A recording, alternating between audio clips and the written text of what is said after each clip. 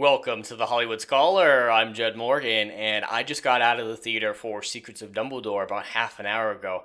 And I was intending on creating a normal full form review like I normally do on this channel, but I just can't be bothered. I I don't care enough about it positively or negatively to really put in that much effort. I mean, it was fine.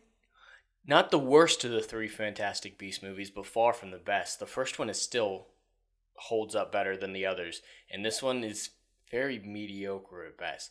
There were some things that I did enjoy about it, and some things that did surprise me. Eddie Redmayne is still incredible in the role, very good as Newt Scamander, but he was in the movie a lot less than the other two. He was in it. It felt like he was hardly ever around. I definitely would like to see more of him, and the reason the first one's the best is it was the most side quest like. It's just kind of, oh, it's self-contained story. It didn't have as much to do with the overall Grindelwald situation. Anything to do with the broader issues of the wizarding world is where the story kind of fell apart. The first one was just mostly, at least until the end, just this side adventure. You know, this guy hunting down his missing creatures in a new part of the wizarding world and getting into trouble doing that and the shenanigans involved. That was a great story, and I think they should have kept doing those kind of one-off side stories, maybe not even continuing the same characters, but trying to intertwine it so much into the fabric of the wizarding world, it just made the stakes far too high, and it felt like it was trying to compete with Harry Potter, and that's just something that is very, very difficult to do. And this one doesn't even hold a flame to the Harry Potter movies. It really isn't as good, even close.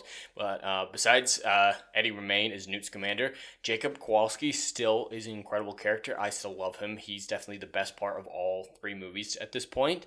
And, you know, I would like to see a spinoff just about him, just him on his own.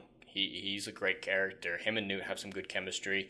I'm still not a fan of his chemistry with Queenie. It was good in the first one, but this one and in the Crimes of Grindelwald, yeah, their chemistry just kind of fell apart a little bit, at least for me. It was better in this one than the last one, but, you know, just some issues with that. And Ezra Miller, still Ezra Miller, I don't think he's a good actor in any way, shape, or form in anything that he's been in, except for maybe Perks of Being a Wallflower. He was all right in that one, but this one he was just mopey all the time. He had even less to do than he did in the first two. So, but apparently, he might not be coming back, according to some rumors at Warner Brothers headquarters, and I would not be opposed to just him walking away and leaving. Jude Law, I still not a fan of his casting as Dumbledore. He's like, if he wasn't Dumbledore, he'd be a great character. He just, you know, he's not playing Dumbledore very well, and yeah, I don't really care for him as Dumbledore. He's a great actor, just not doing great in this role, and it sucks. It sucks. It sucks that it had to happen this way. But I like Mads Mikkelsen as Grindelwald better than Johnny Depp. Johnny Depp sucks everything that's happened to him. I'm very much on the side of Johnny Depp in this whole situation, and wish it didn't happen this way. But Mads Mikkelsen is a much better Grindelwald. He's a lot more intimidating. He's not as flamboyant as Johnny Depp, and he actually had some decent chemistry with Jude Law. And I thought the gay subplot would be a little overbearing and a little cliche and awkward, but I felt like it was done decently well, and you know, with a little bit of finesse, and I didn't mind it whatsoever. I'm still not a fan of Dumbledore being gay just by a tweet or whatever, how it all came to pass. But, you know, it was done with respect, at least in this movie, in my feelings at least. Like, they had good chemistry and it felt fine. And you could understand why they were still at odds with each other. Some of that stuff with their, like, spell with their necklace wasn't really explained properly. Still not sure what's going on with that little necklace thing. I feel like that could be explained a lot more. But who knows if they'll ever get into more detail about that. And with that, there were a lot of scenes in the movie that needed a lot more context than they were given. A lot of over-the-top action sequences, some in like a Doctor Strange mirror dimension, and a lot of stuff was going on, and it was meant to look profound, but you had no idea what was actually going on. And there was another scene like that at the very end that was just like, okay, looks pretty. It looks very pretty. But what the fuck is actually happening? And the movie doesn't explain it besides an empty platitude at the very end for one of the scenes. But yeah, not really anything of note. There are some spoilers. I don't really want to get into them because none of them are set up properly or executed well, so I don't really even care about the sport, like the twists in the movie were just like, oh yeah, that happened. Just like kind of Queenie turning bad at the end of the last one. It's just like, yeah, I guess that can happen too. Whatever, and it didn't feel earned. A lot of these twists didn't feel earned, so I didn't care. I There was a little bit more nostalgia in this one than the last two, especially because we go back to Hogwarts for a little bit, and there were little references and stuff, and that stuff was fine. I enjoyed those. Yeah, and pretty much everyone else in the cast really didn't stand out all that much, except for the new professor at Hogwarts. I can't remember her name off the top of my head, but she actually was quite enjoyable. Her introduction was a little rough, but she grew on me. She was a fun little quirky. I think she was the charms professor. She was all right. And the young Minerva, they flip flopped her McGonagall. They flip flopped her personality several times in one scene. Like at one point, she's all timid and stuff, and then seconds later she slams the door open. He's like, "Sup, Aberforth?" And he's like, "You sure these are the same woman?" I don't know. The actress looked well enough the part. I mean, the age difference makes it so you could cast almost anyone in the role and be fine. Not very specific, and wouldn't be a big deal. Yeah, overall, not a whole lot I enjoyed about it. Not a whole lot I didn't like about it. It is such a neutral experience that I feel very neutral about it. Like, some movies I've come out of, I was like, I hate this so fucking much. I need to break this down in excruciating detail and explain my thoughts very coherently. And that's kind of how The Witcher Season 2 was for me. But this one, it's just like, huh, I guess that counts as a movie. All right. But beyond that, not really anything to speak of. But that's kind of my thoughts. I want to get into what other people are thinking real fast. A pretty decent score from fans, and this is very early on. These scores usually change a lot after the first opening week or two. But, I don't. I'm again in between critics and audiences.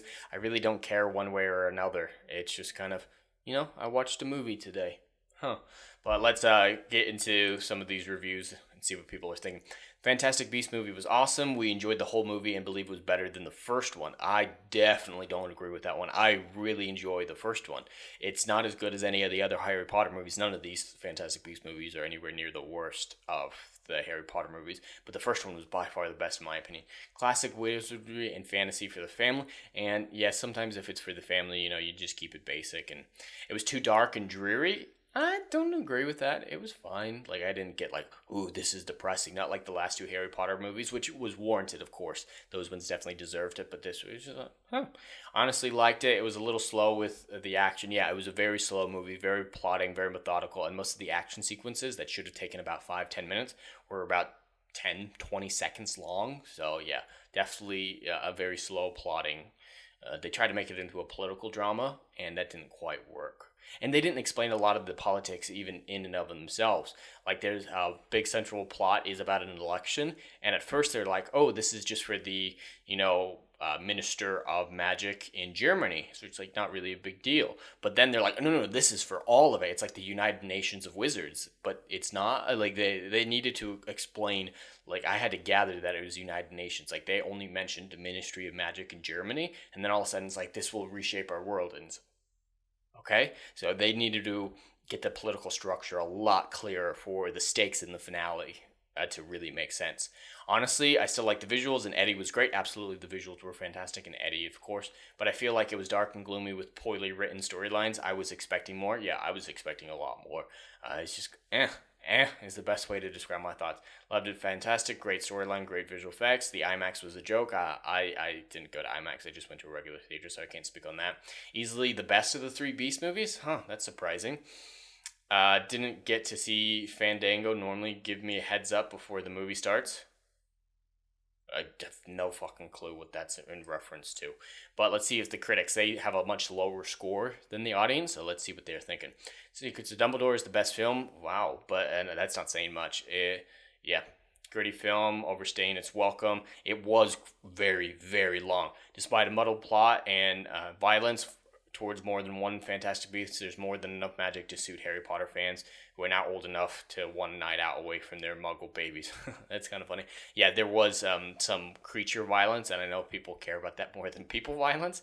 I personally think people violence is a little worse, But, it's opinion based. As a screenwriter, Rowling is still trying to squeeze the plot and detail of one of her novels into a movie, and she's showing no signs of improvement. Yeah, it was very condensed. There was just a lot going on, and not a whole lot of it was explained. And I think that was a big thing.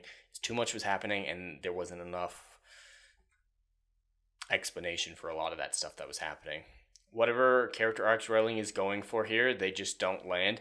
Yeah, and apparently there's still supposed to be 5 of these movies. This one ends not it doesn't wrap everything up, but if they had made a single tweet to the very end, it could have been the last Fantastic Beast movie easily. Like it wraps up enough that just a little change and it could have been the last one.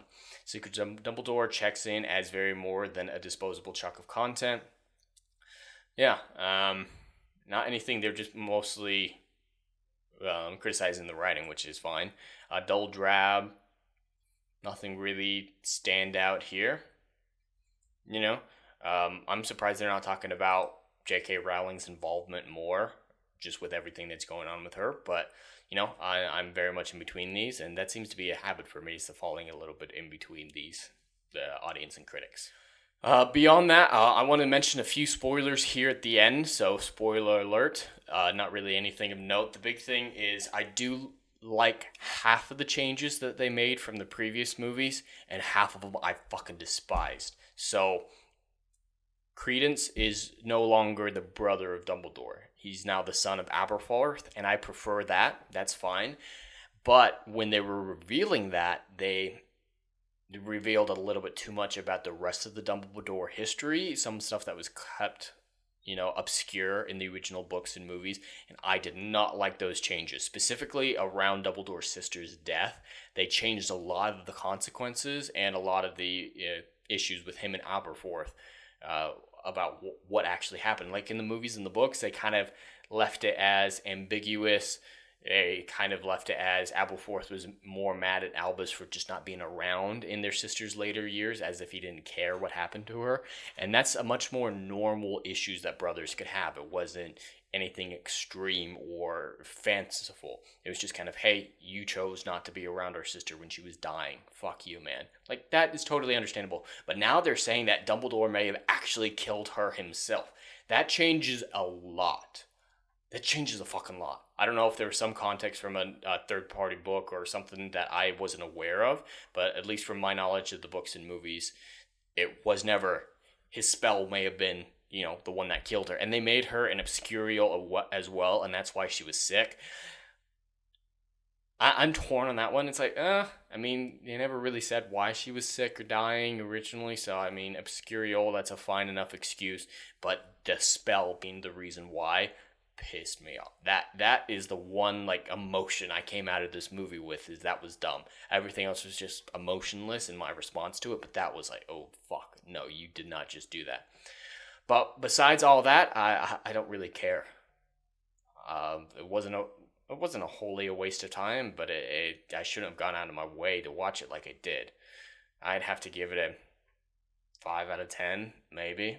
I really don't care enough to really assign a number. Like, I'm not attached to any number with it. But anyway, that's all I have for today. I'd love to hear your thoughts in the comments below. Please like and subscribe, and I'll see you in the next video.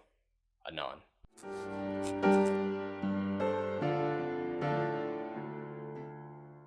If you like what I do here and want to see good, compelling stories that Hollywood will no longer give you, check out my book series, Odyssey of a Phoenix, a mythological epic about philosophy, morality, and modern-day mental illness issues. Books 1, Down in Flames, and Book 2, Apocalypse Then, currently on sale. Book 3, Kill the Dark, coming soon.